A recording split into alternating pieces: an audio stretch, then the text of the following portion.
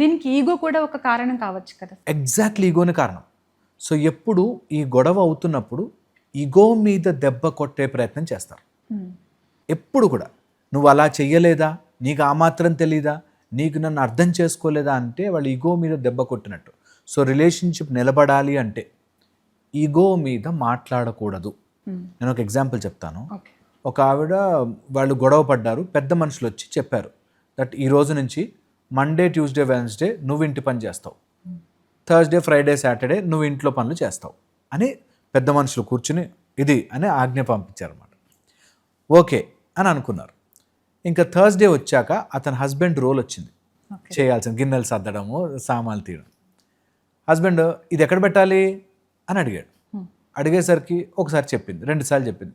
ఈ స్పూన్ ఎక్కడ పెట్టాలి, గరిట ఎక్కడ పెట్టాలి అన్నీ అడిగేసరికి చూసావా 5 ఏళ్ల నుంచి నువ్వు ఇంట్లో ఉంటున్నావు, నీకు గిన్నెలు ఎక్కడ పెట్టాలో కూడా తెలియదు, నేను చెప్పింది కరెక్ట్, నీకు అసలు ఏమీ తెలియదు, బాధ్యత లేదని తిట్టడం మళ్ళీ స్టార్ట్.